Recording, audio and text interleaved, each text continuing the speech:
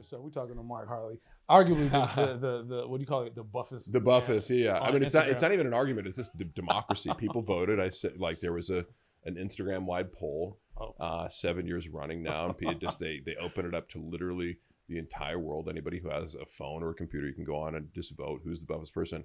My name has just been consistently coming up as, and not just winning, but by large margins. These aren't. I don't define myself by these accolades, but the fact that I am recognized as that, I'm not going to say it doesn't feel good because I put in the work. You know, I haven't taken any shortcuts. I'm 100% natty. I've never even touched creatine or BCAAs, as you know. So that's just my path of building muscle naturally without even a protein shake. I mean, I'm just taking notes. All I can do is see the skits and see how I can try. No, I'm just kidding. I take anabolic steroids. You have to stick it. Where do you stick it? No, I'm kidding. But I'm very impressed with our conversation on mentorship. Yeah. And your ability and your interest in being a mentor. Yeah. And being someone that is it's fulfilling with your time. Okay. Yeah. Or like I'm just because I've been a teacher and I didn't like the structure of teaching. I didn't really like there's some elements of, and I hate that, like, I feel like I go down this conversational path and I start to be self-conscious about me going like, it's a feminine environment, but it is. Being in a school can kind of, I always felt like I was butting heads with not everybody there, but there's always going to be some sort of rule meister. A lot of times that's a woman, and a lot of times it reminds me of being in school and kind of like having the boy beaten out of you, you know, for being a little loud or rambunctious or whatever. But I always could tell that I was making connections with guys and girls too. Like, I think you can have a positive impact on girls, but I know guys will lie to, like, young men when you come in, and I don't know, like, I'm sure if you walked into a teaching environment too, they're like, you're not a crusty 60-year-old man who's a dork and with smelly breath. And, you know, you see some real weirdos when you go around enough schools in the LAUSD, right? You know, so it was the first time that I noticed that, like, oh, kids of a certain age respond to me for some basic reasons. You know, oh, you're tall, you have muscles, you have hair, you know, whatever, like, literally. And then, but you can reach them. And I just noticed that feels good. And then you start to think of it like, oh, it's kind of my duty also, which is not a bad thing, you know? And so I don't know if I'll ever become a father or not. I think I would like to, but regardless of that, I think, you know, being a mentor, like, because it's also like, I can't be everything to everybody, you know, but I know I can impart a little bit of wisdom on certain people. And even if that's, like I mentioned before, working with some younger guys on comedy and kind of like imparting a little bit on, like, you know, what I've learned about making silly sketch videos over the course of a decade. All right, drop one nugget on to us. What have you learned? So, one thing that I've learned in comedy, at least, is the importance of pacing, and especially with video editing, but also, like, in general, when you're delivering lines. This is always something I'll challenge myself and others, is like the line between speed and clarity. I remember having this debate with somebody. We made this sketch and I compromised on a number of things. Like, it was, do you remember the time, around the time when Robin Thicke was like getting divorced from Paula Patton? And I had this stupid idea that was like leaked footage of why Robin Thicke really got broken up with by Paula Patton. It was like him, like, being obnoxious, like, to the lyrics of, like, you know, but it was like the way it had to be was like really fast paced, like, you know, like, you don't, when he says you don't need no paper, like, he comes in and like steals the toilet paper from the bathroom. But it was like all these like quick cuts, like, you know, had to be like boom, boom, boom, boom, boom, and like hits you in the face before you even know what the fuck is happening.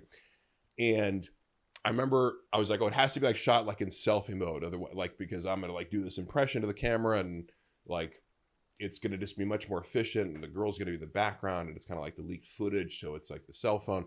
And I remember the guy I was working with, like, I let him, he's like, no, but we got the 60D and it's going to be better. And I'm like, all right, like, I guess.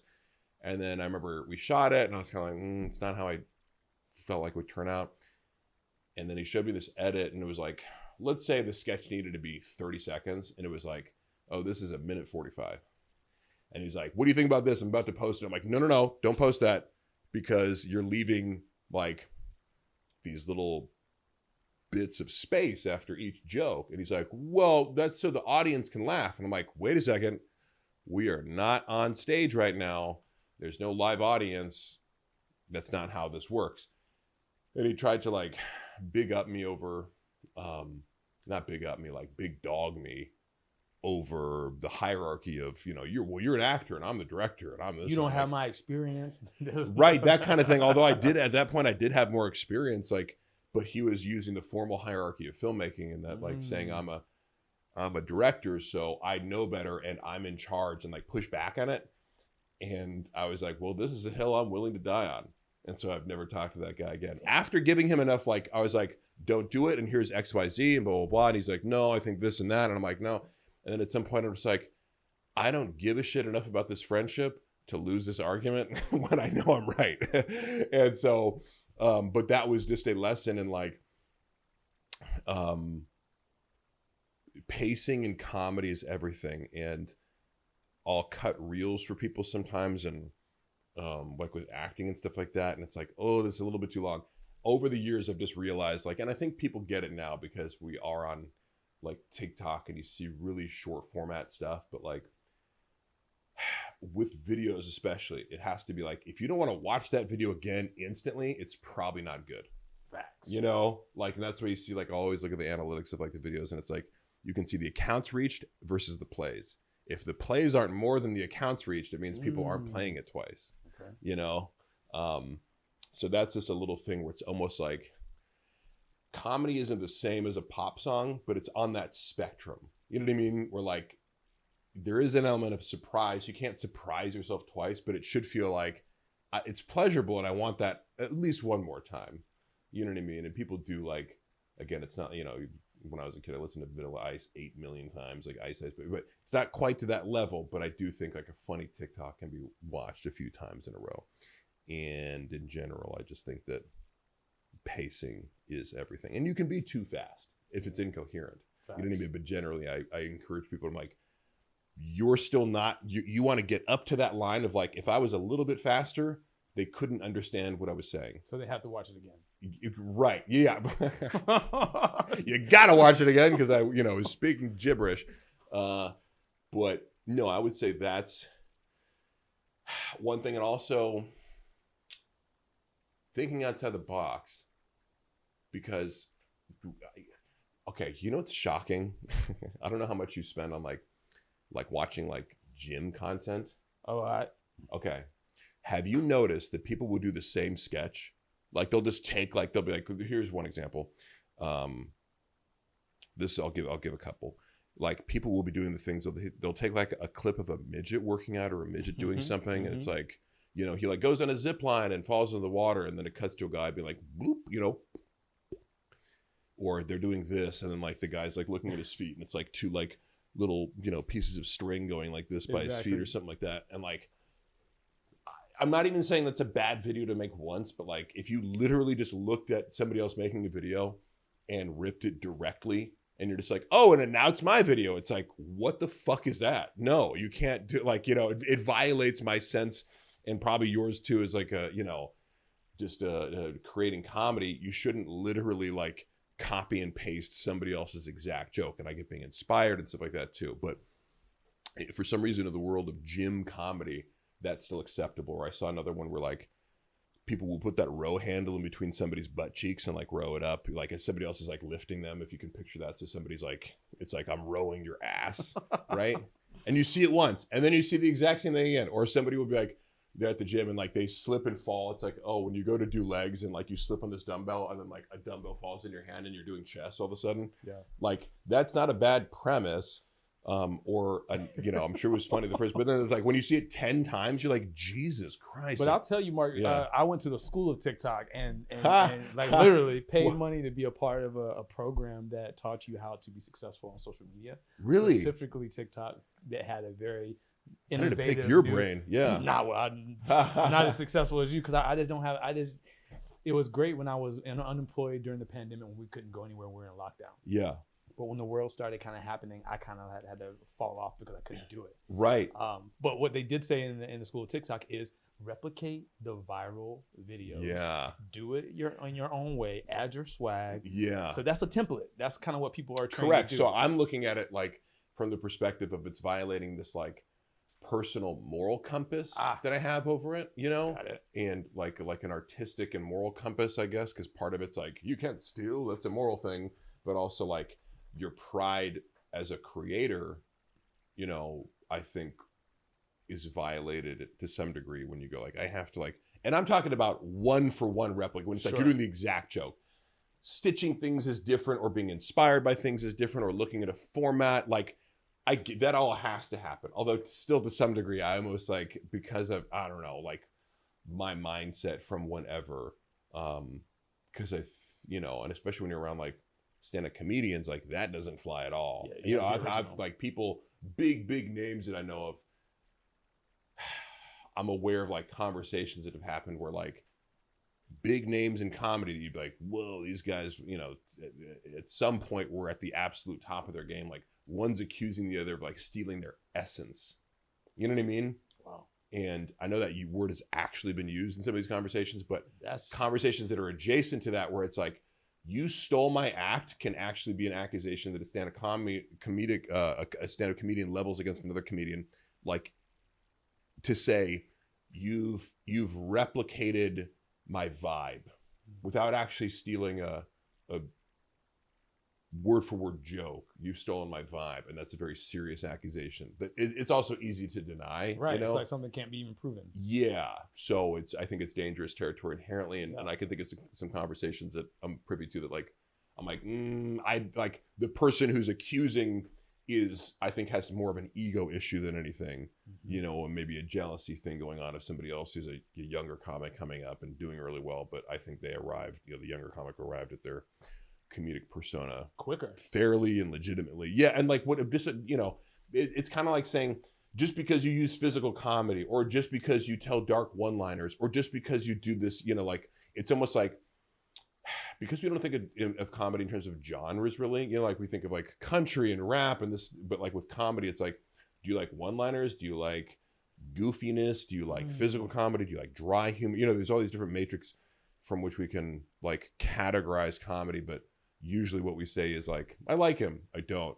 He's not funny. He is funny. That's it. You know, our language still is Very sort of binary. basic. Yeah. But thank you for adding that color, because I never thought about comedy as colorful in that way. Yeah. And I think like, because we're not invited to, you know what I mean? It's kind of like, but we just do it more readily with music. Like I hate country music. That's when you hear a lot, you know? Yeah. But I always think now they're making a hip hop. Keon Brown. If you Google me, you see him. Really? Kane Brown. But Kane Brown does collaborations with hip hop guys, or he's a country artist, but it's like R&B tones. Yeah, you're right. You know yeah, because it's like, at the end of the day, too, these genres are like, they're made to be broken. Sure. You know what I mean? And that's how hip hop was created anyways, taking these, you know, drum beats of a different genre and then adding this thing to it. And creating something brand new. Yeah. So same thing with the comedian. It's like right. Yo, you have this type, you have this type, you merge them two, and then what is that? And gym comedy specifically, because I think about this with like, you know, and I won't give myself that much credit. I think Isaiah has actually done, like, he came to me and was like, do you want to do sketches? And I'll add on to some stuff that he does. But like, he's funny too. He is very funny, and he's very hardworking and creative. Like, I don't think people get like, you know, because we both like relate to when I go like, you know, like it was cool during the pandemic, but like normally when I think about posting to social media, because I'm already running other accounts and doing stuff, it's kind of like, oh, I gotta post again. You know, like it's not, but like, some of these dudes are in it every single day, shooting multiple sketches a day. And to put yourself in a creative space to always be coming up with ideas is impressive, because it's not just like, I'm going to work and I'm like doing busy tasks. You have to come up with ideas. That's a different form of work that, you know, as we mentioned, you kind of have to like, you have to guard your little creative bubble to even be, or I do think if you don't have that, people do get desperate and steal stuff. You know what I mean? In the school's TikTok, it was recommended that you spend an hour a day researching. Yeah. What's viral, using the sounds. Yes. Being inspired. The sounds are an interesting one too. I just started getting onto that because it's like, that's a launching point. And I do think, like, God, I'm thinking of this pitch TJ Miller gave today, because he was like, before the podcast, he couldn't talk about it on the podcast because, like, hopefully it's a movie that comes out, but, like, let's just say this. It's a Christmas movie that he pitched, and I was like, that's the best damn Christmas movie I've ever heard. Like, you're just like, oh my God, like, that's a $1 billion idea. And I think he sold some high level people on it to actually make the movie, and he would be starring in it. Let's just hope that this podcast ages well. And, 2 years from now, like, you'll know exactly what I'm talking about.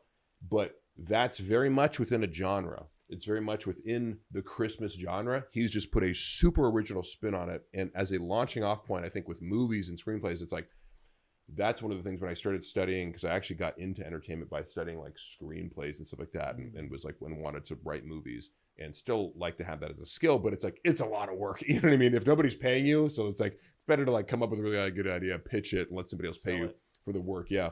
But just doing it on spec, like, it can be a tremendous amount of work, but you're writing in a genre. So don't think you're going to reinvent the wheel of horror or comedy or romantic comedy or thriller or, a heist movie.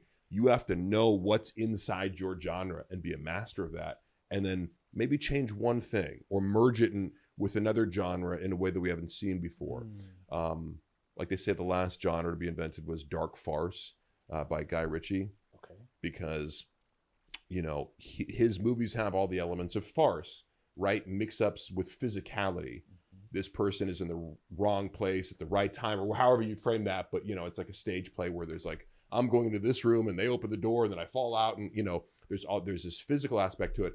Except in a dark farce, people are actually dying, or there's blood involved, right? And that's it's new, fresh, innovative. Correct. Yeah. And it's just one spin, farce, but actual pain, blood, suffering, death. Which is very niche.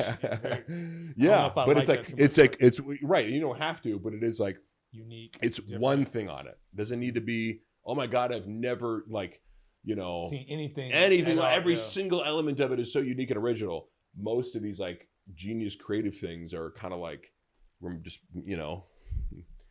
mix an iPod on a phone. Right. Slowly, it's like a slow progression, not just everything all at once. Yeah, or a really well executed version. It's like, okay, yeah, put 10 different things in once and they're all shitty or mediocre, versus like mix 2 excellent elements together and come up with something that's like, whoa. So who's a couple of your mentors, even in your head? Like, I have mentors in my head that I've never met. Yeah. Who do you consider a mentor? This will be a cheesy answer if you're in Hollywood, but Robert McKee, who's the guy who wrote this book, Story. Have you ever seen the movie Adaptation? No. Okay. Have you seen the movie Adaptation? Yeah. I'm trying to think about Adaptation. And actually, this is a double header, because Charlie Kaufman, I think, is one of the most innovative screenwriters of all time. Being John Malkovich, which he wrote on spec, like never expecting it to be a movie. Yeah. What's brilliant about that, which kind of reinforces this point that I'm trying to make, is like, he was looking for commercial screenplay work as a TV writer. Like, I think he was writing for one of these sitcoms, like Mike and Molly, or I don't even know the names of them, but he was like, I hate my life on this sitcom. It's paying really well, but like, I need some spec work. So he wrote a feature that was like an unmakeable feature. If you read Being John Malkovich, it hits all these like hero's journey beats perfectly, but it's just told in a super absurd way where like the journey is into John Malkovich's mind, but like, as far as like the page count of the screenplay, it's like, oh, this is like a perfectly structured screenplay if you're looking to demonstrate, like, I know exactly how Hollywood works. I'm just like shitting on the idea of Hollywood by putting this absurd movie a concept, where the main character finds a portal into John Malkovich's brain. But then it's so good that people read it, they're like, actually? And he was like, if it isn't John Malkovich, it can't be anybody else. It can't be like, well, we got Nicolas Cage instead. It's like, no, it's like, has to be John Malkovich or nobody. So luckily he agreed to that. But Adaptation is a movie about his follow-up movie, because that was like this huge success and he has all this pressure on his shoulders now. And the assignment that he gets is to adapt this book called The Orchid Thief. And the movie is about himself trying to write this like unadaptable book, because it's like this boring story that only works as this like nonfiction book where this guy's looking for this orchid, you know, like boring. Yeah. And so in the movie, you see how he's like, Nicolas Cage plays himself. He writes in like a fake brother who like goes to this screenwriting course. He's like this loser brother, but they're like twins. And he's like, oh, I found the secret. I'm going to be a screenwriter like you, Donald, you know, like, or his name's Donald. And he's talking to Charlie, and he goes to this seminar, which is a real guy, played by Brian Cox in the movie, but the guy's Robert McKee, and he gives these seminars on storytelling. Now they're specific to screenwriting, but the elements of story apply to everything, right? Novels, plays, newspaper articles, fucking, you know, a PowerPoint presentation, stories and everything. If you want to be a mentor or do anything, or even I think develop like your own narrative as a person, you know, which is something that I think about with Brendan all the time, where it's like, you know, haters are trying to win over this narrative of like, you're XYZ. And I'm like, you have an incredible story and you need to actively tell it. You know what I mean? Like, don't let people say like, oh, you suck at comedy compared to my favorite comedian or something like that. It's like, no. You need to be saying, hey, my story is I defied the odds as a UFC fighter, and I'm the only ex-UFC fighter making a living as a professional, you know, like, so understanding the power of narrative allows you to use narrative to your advantage. And that's a book that I've read, you know, a dozen times. And I just think stories everywhere, and the power of it is so profound. And this, if you have, I mean, like, I can't recommend adaptation enough. It tickles my brain just to think about it, because it's this meta movie that's full of humor. It's absurd. It's full of humor. It's like, you know, a movie within a movie. And it's like these mergings of two things, where it's like this classic Hollywood mentor and Robert McKee kind of telling you like there are immutable principles of story that you have to follow. And if you think you're fucking defying them, you're wrong. You're just making something boring. You know what I mean? And that's cool. Make that movie that's boring and has no plot and no character development. Like, but your audience is going to shrink proportionally with the degree to which you're sort of ignoring these basic fundamental truths of storytelling and basic act structure. But Charlie Kaufman is also this example of like probably the most original. Like, if there was one person who could defy, you know, storytelling conventions or slip in the most absurdity and creativity into his movies, it would be him. So I just love like thinking about those two guys. And then, yeah, there's lots of other people I think that are really funny. I'm trying to think of like more direct, like, you know, like sketch, you know what I think is amazing actually is Trevor Wallace. Trevor Wallace. I don't know who that is. Yeah. You know who Trevor Wallace is, right? Because he's a guy who I like, he's a really funny stand-up comedian, and he has always point him to people and be like, you have mastered like understanding how people perceive you and making video, like funny videos based on premises of like, you know, the guy in your town at Thanksgiving. And once you set up that premise, like every single line is a joke, you know? And he like first and foremost, he understands how people perceive him. He understands like, oh, I could play a douche. I could play like a tech dork. Like, you know, it's like this handful of things that I think is an important lesson for entertainers to learn, because we all delude ourselves into thinking like, oh, I'm Philip Seymour Hoffman. I can play whatever I want, you know? My range is infinite, and I'm Daniel Day-Lewis, and I can play a retarded guy with, you know, sorry, not retarded. So what's the term? Like when he's painting with my left foot or whatever, you know, it's like you have a physical disability, you're paralyzed, you have cerebral palsy, whatever it is. Or maybe you're Sean Penn or whatever, these guys who are Forrest Gump, you know, actually playing a mentally handicapped person. But like entertainers like to think of themselves in that way. They're like, oh, I'm just waiting on Hollywood to like give me the go ahead to play this character that's totally not me. And it's like, well, you haven't even figured out who you are yet and how people buy you just being you. You know, so like, I'm okay playing the Viking or the barbarian or the biker, or, you know, it's like one of four things that like, when am I getting auditions for it? That's okay, because I want to be the best guy doing that, you know, or I want to be able to like walk in and be like, all right, there's a bunch of guys who are 6'3" and have long hair, and I'm the funny one. Right. You'd be a good Viking.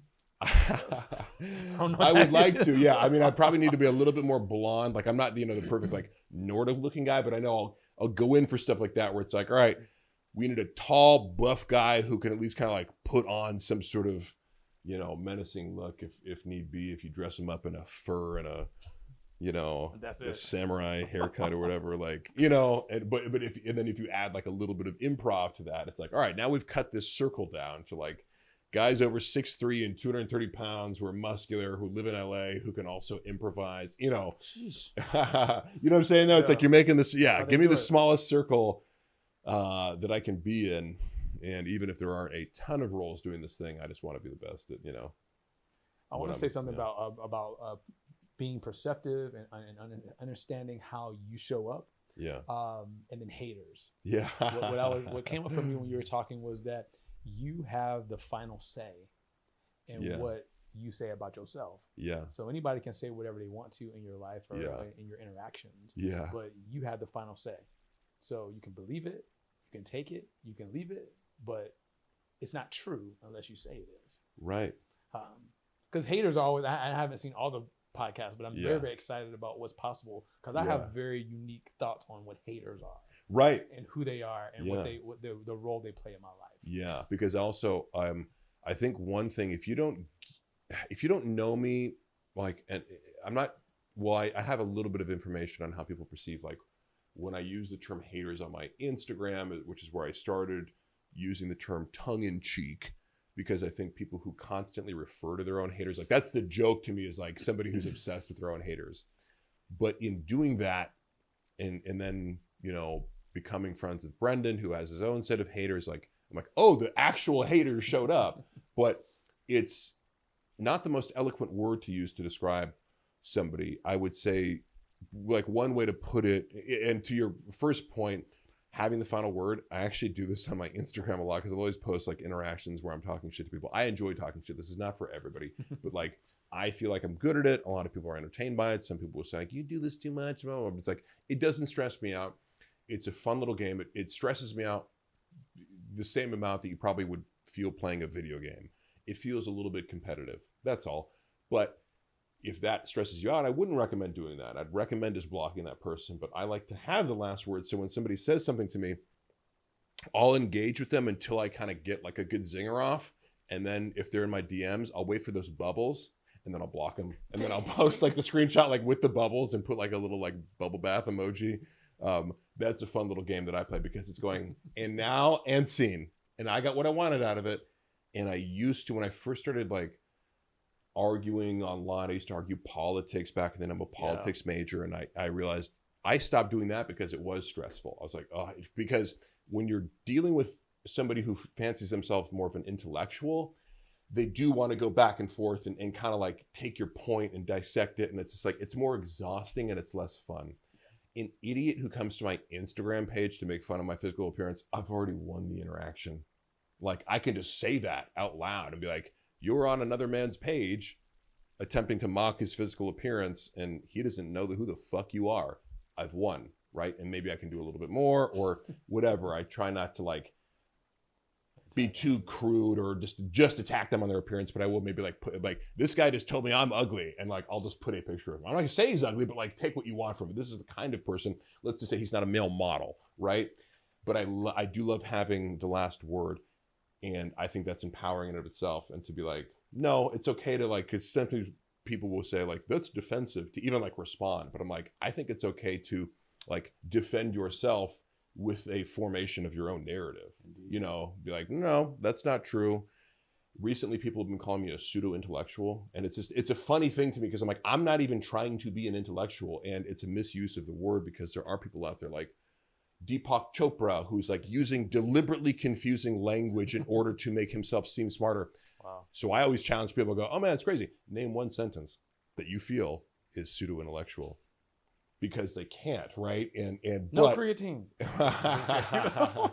And because I'm always aiming for clarity. It's like if it seems confusing, like I could do a better job at explaining it, but I always feel like my aim is not to make myself appear. My aim is to be like, I'm channeling this information that I barely understand myself. And I'm okay admitting that I'm, you know, a vessel for something that's beyond my pay grade. And then the other thing was going to be what to label haters. I think about words like excessive irrational criticism you know, and I think about self-loathing, unhappiness. I'll use sarcastic responses like, you seem like a very happy, secure, and purposeful person. You know, like you kind of just name these things like, I guarantee this isn't happening in your life. Or I know if I was behaving like this, these things would be absent from my life.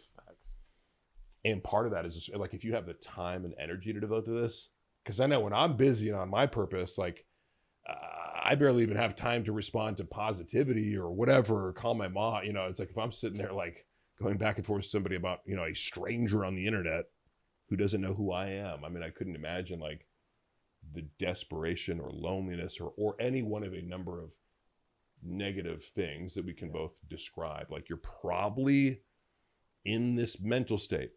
If that's not true, find me an example of a really happy person who has purpose, who has community, who has loving relationships, who has hobbies, who has passions, who also behaves like this. I don't think that person actually exists. I really don't. I agree. Yeah. And so how would you describe haters? I think. Or what are some thoughts on them that you have? Who's interviewing? No, I'm interested because like, I think just even defining that word and what it means, you know. It's a great question because I think my audience is largely student leaders. Yeah. And so that comes up a lot. People who just hate. And it's just like if the origin of the root word is hater is hate, then they're really just doing their job. These are people who, you know, I think see something in you that they don't have, or they see something that they aspire to, and they're not necessarily sure about how to get it. And as you said before, you haven't taken any shortcuts. You've done the work. And so a hater is going to see something special. They're going to see something unique that they aspire to have that they don't have currently, but they're also unwilling to do the work to achieve it. And they're not comfortable enough to say, hey, I acknowledge you for what you do. Can you talk to me about that? That's really great. So haters do their jobs. Yes. Haters do their, and you know what? I've talked to my mom recently, and we could trace back all the way back to elementary school, where a teacher would be hating on me. Right? Yeah, and it's just like, so that's the classic, oh, he's bossy, you know, as opposed to saying he's opinionated and he's a natural born leader. Correct. You know, should we do a couple things? I think he'll be a great X. And that's why when I was in school, I found myself going like, I know this young man, he's gonna have pushback, and it could be a young lady too. But I instantly related to like the kid trying to be funny. And I know I'm like, oh, he's going to be shit on and like suppressed because like most kids who are funny, they have this class clown or disruptive element, but like you can channel it, you know what I mean? And I would always try to be like, all right, hey, come here. Like, I'm going to show you this, like, here's a book on how to write jokes, or like, here's some sketch comedy that you might like. And I've done that enough times where like, if you reach like 3 kids like that, you know what I mean? It's like, man, and you just open up that door of like, you could actually use that gift that you have.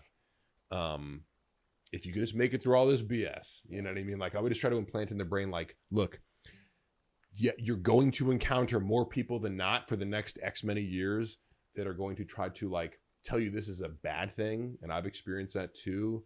But I did have enough people to be like, hey, like, don't lose that. Yeah, don't keep that intact. And bossy is another thing where like, I just think in order to be a good mentor or, a male in a teaching environment, whatever, you have to be like, you're really good at this. It's not going to be rewarded in this environment because, as I mentioned before, in a class situation, it's still pretty archaic. Like, I remember reading that what we consider the modern schooling system was essentially like teaching kids how to behave in a factory setting, because you're going like, you're sitting next to each other doing repetitive tasks. To a creative, energetic kid, you can't work in teams. What's more boring than that? I mean, come on, you know what I mean? And I would just notice that, like in school, like I was selectively like, I'm doing really well in this because like in AP Physics, I'm doing really well, even though it's a harder class than this other, just because it's more to my strengths and the teachers challenge me appropriately. So like, I just knew how like I was either, according to who you asked, a really great student or a total idiot fuck up who's going to be in jail by the time he's 19 because, I can't like pay attention to your boring lecture in class as you lecture from the cliff notes of Romeo and Juliet.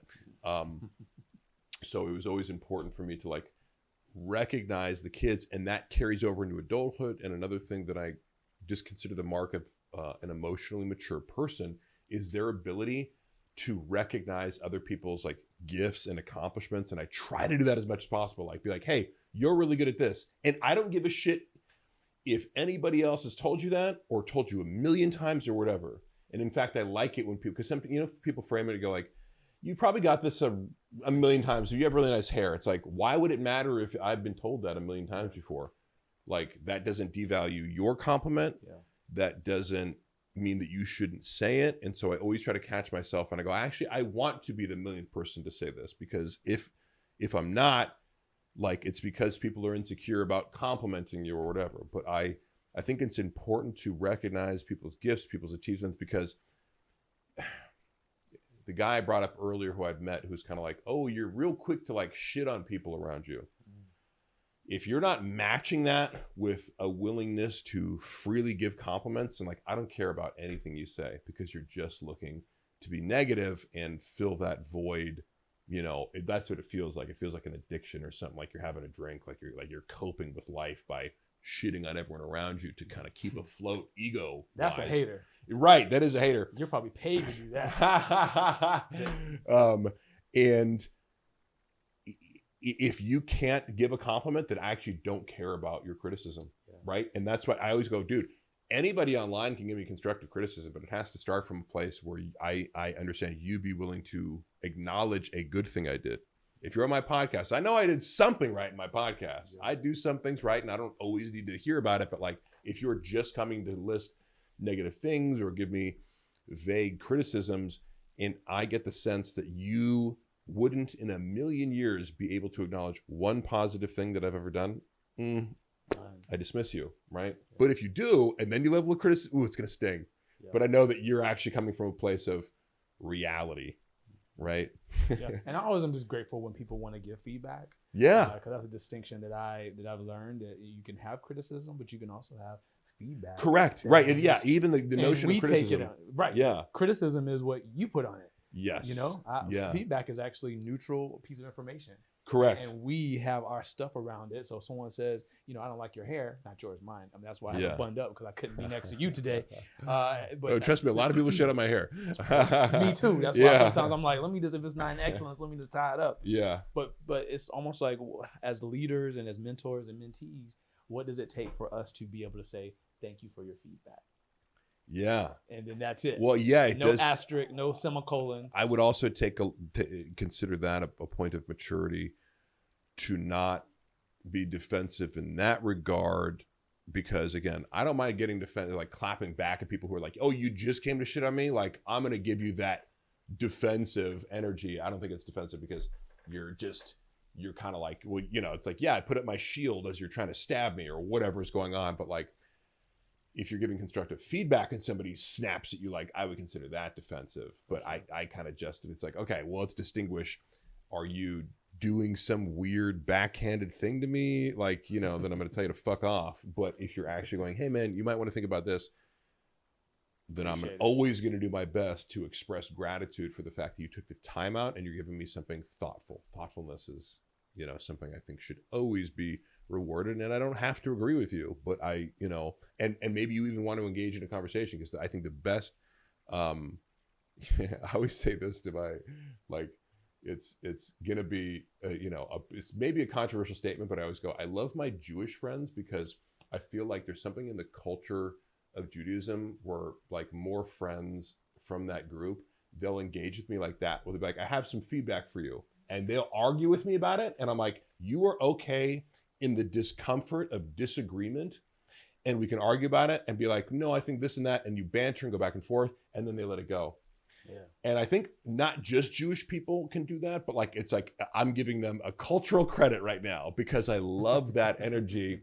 And I think not every culture or every family has that, because if you're in a certain situation where the parents are super authoritarian and you can never talk back to them, or you can never have like a polite disagreement that sort of like it ends where it ends and then you move on.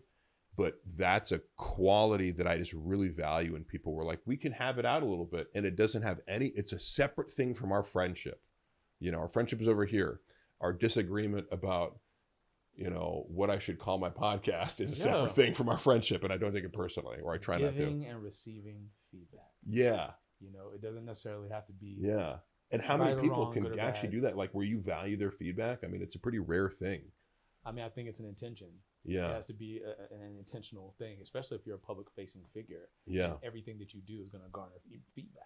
Yes. So there has to be a level of maturity and discipline to say, hey, you know, some people need to be blocked. Some people need to be acknowledged. And you can decipher that. Correct. That's a whole maze in and of itself. You know what I mean? That you have to, like, because that's another thing that I wanted to say I get over time I've gotten better at. Like, even I remember the first headshots I got, I'm like, oh my God, it's 300,000 pics and I can't decide. But now one of the things you get better at over time is being boop, boop, boop, boop, boop, boop, boop, boop, making really rapid decisions. And that's like something that I could sniff out a troll, I could sniff out a hate, or I could just like make quick decisions for myself on how long I want this interaction to last. Sometimes I'll block somebody immediately. Sometimes I'll do 2 comments. Sometimes I'll stretch it out, whatever. But it's great to be in that position of like not even worrying that much about like how to treat who, to sift through, you know, the people trying to give you feedback and being able to pluck the, you know, the rare person who actually has something to consider.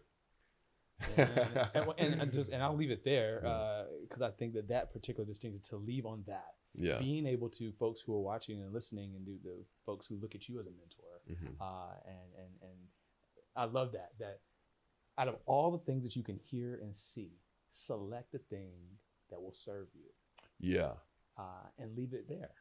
Anything that doesn't serve you, let it go. If there's feedback that you're not willing to take in at that time, you have that right as well. But if you're spending time dwelling on something that is just gonna not serve you, you're wasting your time. It's a fantastic guiding principle, and I can like overlay that to many, many scenarios in my life. And had I asked myself that honestly and taken action on it, it would have solved a lot of problems. To go, hey, Mark, is this serving you? It isn't. Drop it immediately. Well, you can make some skits out of the stuff that doesn't serve you. Right. So we don't want you to not, you know what I'm saying? Some of the stuff you need to take because we need more content. And the last thing I'll say is that, you know, people want to create content, but what the school of TikTok says is that every moment is content. Right. So you don't have to set up 2 p.m. as your content creation moment. You need to set up your camera and just be yourself. Right. And I think that's a really important principle too, is like putting yourself in position to be creative.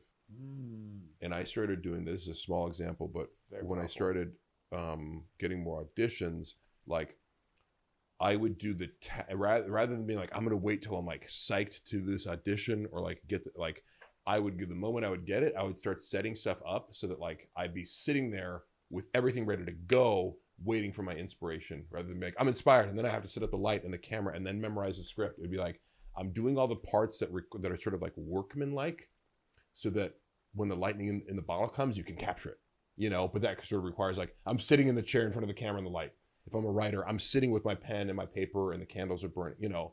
Or you're putting yourself, do as much as you can to put yourself in position to be creative, even if it feels like I might be there and, oh my God, I don't have anything to say, right? But without that, you can't have anything. Have a space to create. Mark Harley, thank you very much. Yeah, thanks for having me on, man. That was a great conversation. I appreciate you being here. I am actually very impressed. You know, when you're doing face value of just, you know, being Instagram friends, you know, it's just like, well, what's this all about?